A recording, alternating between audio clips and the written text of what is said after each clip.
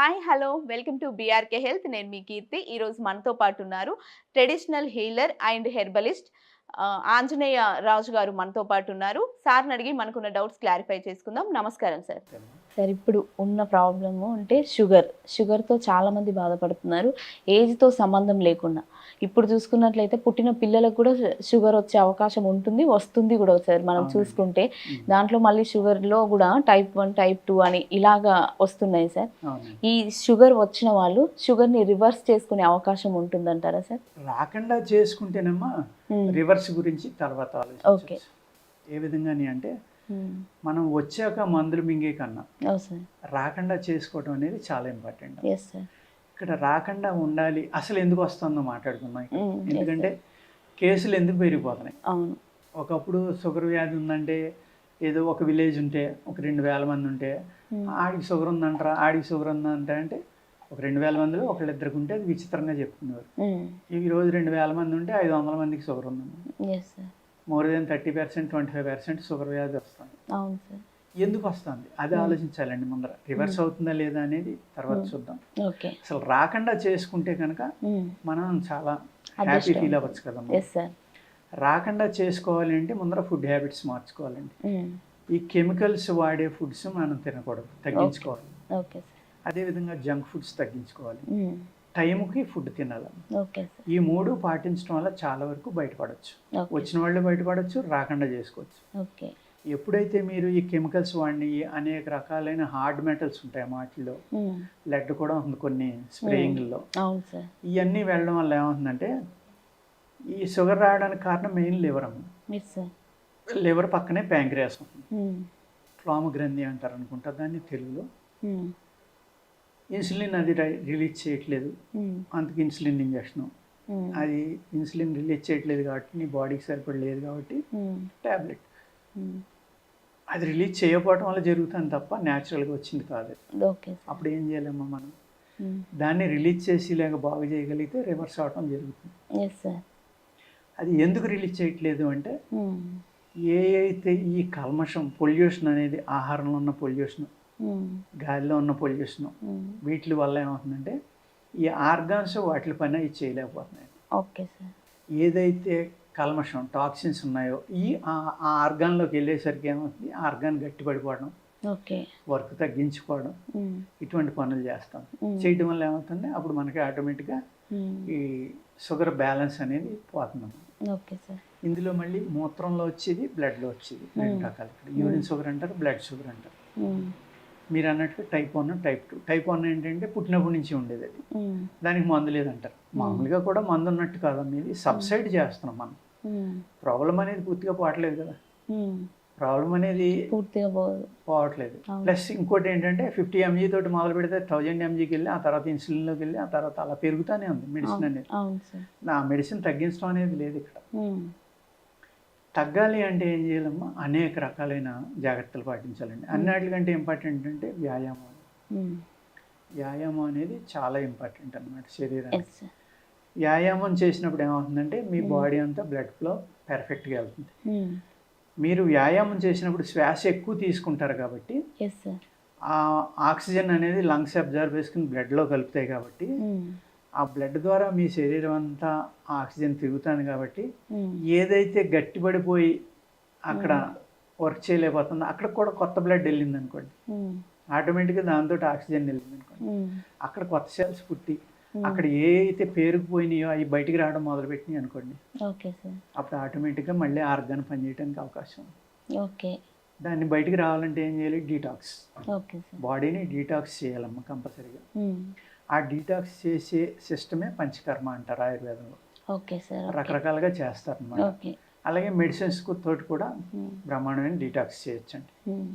ఎప్పుడైతే డీటాక్స్ జరిగి మళ్ళీ ఆ అవయవానికి ఆక్సిజన్ అనేది అందుతుందో అప్పుడు ఆటోమేటిక్గా మీకు ఆ ప్రాబ్లం సాల్వ్ అయితే రివర్స్ అవడానికి అవకాశాలు పెరుగుతాయండి. దానికి సపోర్ట్గా మనం మందులు కూడా వాడుకోవాలి. ఈ మందులు చాలా రకాలు ఉన్నాయమ్మా. ఇప్పుడు కొంతమంది ఏంటంటే చేదు పదార్థాలు తింటే షుగర్ తగ్గిపోతుందని, కార్బోహైడ్రేట్ అస్సలు తినకుండా ప్రోటీన్ తింటే షుగర్ తగ్గిపోతుందని.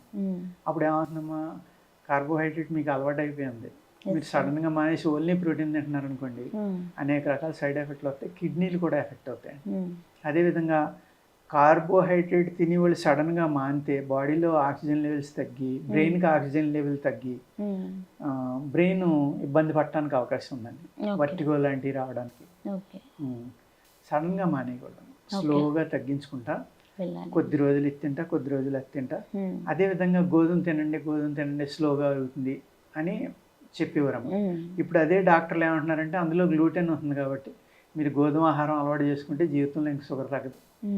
మీరు మల్టీగ్రెయిన్స్ లాంటివి, ఈ గోధుమ కొద్దిగా ఉన్నది, అదే రకంగా బ్రౌన్ రైస్, స్లోగా అరిగే ఆహార పదార్థాలు తినటం వల్ల మీకు షుగర్ అనేది కంట్రోల్ అవుతుందండి. ఏమీ లేదమ్మా, ఎక్సర్సైజ్ అనేది మోస్ట్ ఇంపార్టెంట్. అదేవిధంగా ఈ ఆహారంలో నియమం పాటించడం. ఎర్లీ మార్నింగ్ లేచిన వెంటనే మీరు ఒక 30 నుంచి 50 గ్రామ్స్ మీ బాడీ వెయిట్ని బట్టి ఒక కాకరకాయ ముక్క తీసుకుని దాన్ని మిక్సీలో కొట్టుకుని రసం పిండుకుని అది తాగేసి 1 గంట చెప్పులు బూట్లు లేకుండా పచ్చగడ్డి మీద నడవాలండి. నడిస్తే మ్యాక్సిమం కంట్రోల్ అవుతుంది. షుగరే కాదు, చాలా జబ్బులు తగ్గుతాయి దానివల్ల, చాలా అంటే చాలా. ఇక్కడ కాకరకాయ చాలా వేడండి, డైజెషన్ బాగా పెంచుతుంది.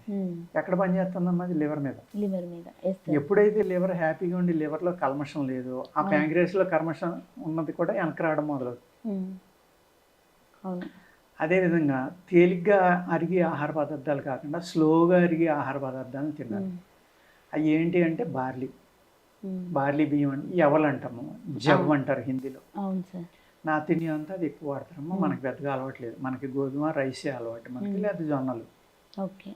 ఈ స్లోగా అరిగి శక్తినిచ్చే ఆహారాల్లో చాలా మంచిది బార్లీ అండి, శనగలు.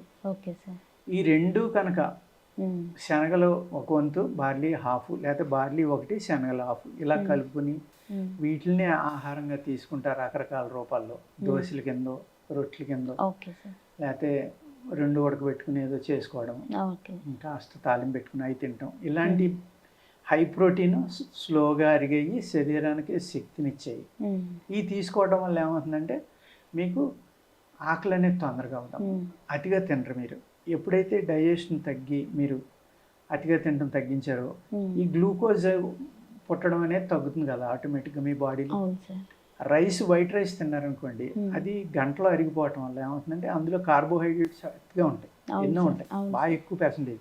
అది వెంటనే గ్లూకోజ్ కింద కన్వర్ట్ అయిపోతుంది మీరు తిన్న వెంటనే. Within 1 hour 2 hours sugar shoot up అయిపోతుంది. అదే మీరు బార్లీ శనగలో తిన్నారనుకోండి, అవి అరగడానికి 8 నుంచి 10 గంటలు పడుతుంది.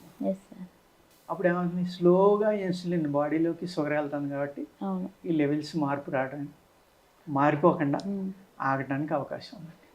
అదేవిధంగా అనేక రకాలు ఉన్నాయమ్మా, పొడపత్రి అని, నేరేడు గింజలని, నేరేడు తాట, నేరేడు ఆకులు, కాకరకాయ, ఇలాగా అడవి జీలకర్ర అంటారు, నల్ల జీలకర్ర అంటారు. అనేక రకాలైన మందులను వాడుకున్నామా వీటి కాంబినేషన్లో షుగర్ అనే దాన్ని వెనక్కి తీసుకురావచ్చు. రావాలి అంటే ఏం చేయాలంటే శరీర శుద్ధి అనేది ఇంపార్టెంట్.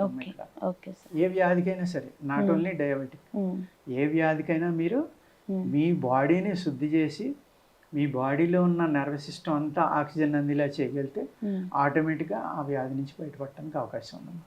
అప్పుడు మీ బాడీ ఏదైతే ఎస్టిక్ నేచర్లో ఉందో, pH బ్యాలెన్స్ పోయిందో, ఆ pH మళ్ళీ బ్యాలెన్స్లోకి వచ్చి మీ శరీరం ఆల్కలీన్లోకి వస్తుంది. అంటే ఆటో ఇమ్యూన్ నుంచి మీ శరీరాన్ని మీరు కాపాడుకోవచ్చు, ప్లస్ వ్యాధుల నుంచి కాపాడుకోవచ్చు. ఓకే సార్, ఇప్పుడు మీరు ఒకటి చెప్పారు కాకరకాయ జ్యూస్ తీసుకోవాలని. ఇంకా ఒకటి ఏంటంటే మేము విన్నది జామకాయ కూడా బాగా పనిచేస్తుంది షుగర్. జామకాయ కాదు, జామ ఆకు. ఆకా సార్? ఆకులు బాగా పనిచేస్తాయి. ఓకే, అది దాని గురించి చెప్పండి. షుగర్ ఉన్న వాళ్ళు ఆహారంగా తీసుకోవడానికి జామకాయ పనిచేస్తుంది. జామకాయ ఒకటి, బొబ్బాసికాయ, ఓకే, అంజీరు, ఓకే సార్, మన ఫిగ్స్ అంటాం కదమ్మా, అది. ఇవి మీకు షుగర్ వ్యాధి ఉన్న వాళ్ళకి డ్రాగన్ ఫ్రూట్, అవకాడో, ఇవన్నీ కూడా షుగర్ ఉన్న వాళ్ళు తినడానికి బెస్ట్ ఫ్రూట్స్ అండి. అవి తినడం వల్ల కూడా షుగర్ కంట్రోల్ అవడానికి అవకాశం ఉంది.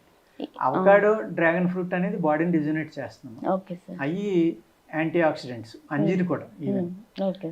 ఇంకా జామకాయ అంటారా, హైయెస్ట్ సిట్రిక్ యాసిడ్ ఉంటుంది, అందులో విటమిన్ సి ఉంటుంది. ఎప్పుడైతే విటమిన్ సి బాగుందో మీ శరీరంలో రెసిస్టెన్స్ పవర్ పెరుగుతుంది ఆటోమేటిక్గా. అలాగే షుగర్ క్వాంటిటీస్ తక్కువ ఉంటాయమ్మా, అందులో సి విటమిన్ ఎక్కువ ఉంటుంది, గ్లూకోజ్ తక్కువ. అంజీర్లో కూడా అంతే. అంజీర్లో ఏమవుతుందంటే మిల్క్ ఉంటుంది కదమ్మా, పాలు ఉంటాయి, అది కోసినప్పుడు పాలు కారుతాయి. లాక్టో అది ఏంటంటే జిగురు పదార్థాలు. ఆ జిగురు పదార్థం ఉన్నప్పుడు ఏమవుతుందంటే మీ స్టమక్ యొక్క లూబ్రికేషన్ బాగుండటం వల్ల మోషన్ ఫ్రీగా అయితే కూడా షుగర్ తగ్గడానికి అవకాశం ఉందండి. కాన్స్టిపేషన్ ఎక్కువ ఉన్న వాళ్ళకి కూడా షుగర్ ఎక్కువ వస్తుంది, అది కూడా ఒక కారణం. అవును సార్. ఇప్పుడు జామకాయ ఆకులు అన్నారు కదా సార్, జామ చెట్టు ఆకులు కషాయం కషాయం చేసుకొని తాగాల, అదే సార్ దాన్ని ఎలా యూజ్ చేయాలి అని అడుగు. కషాయం అండి, కషాయం. ఓకే, లేత ఆకులా లేదనుకో ముదిరిన పర్వాలేదండి, అది నేరేడు ఆకులు కలిపితే ఇంకా బాగా పనిచేస్తుందమ్మా. Okay sir. నేరేడు గింజల్ని బ్రౌన్ కలర్ లో వేపించుకుని పౌడర్ గా కొట్టుకుని ఇలాగ ఒక 3-4 పొడపత్రి ఇలా 3-4 కలుపుకున్నమ్మా. మెంతులు కూడా చాలా అద్భుతంగా పనిచేస్తాయి. ఓకే సార్, అది జ్యూస్ లాగా చేసుకొని తాగేయాలి అంటే నైట్ నానబెట్టుకున్నామా. చాలా మంది నవిలు తింటా ఉంటారు, అలా కాకుండా నీళ్ళతోటి సహా మింగేయటమే. ఓకే ఓకే సార్, నవలకూడదమ్మా. నైట్ నానబెట్టుకొని మెంతుల్ని మార్నింగ్ అలాగే తాగేసేయాలి, నీళ్ళతోటి కలిపి తాగేస్తే మీకు షుగర్ కంట్రోల్ అవుతుందండి. Okay sir. అసలు షుగర్ రాకుండా ఎలాంటి జాగ్రత్తలు తీసుకోవాలి, వచ్చిన షుగర్ని ఎలా రివర్స్ చేసుకోవాలనే విషయాన్ని చాలా చక్కగా వివరించారు sir. Thank you so much sir.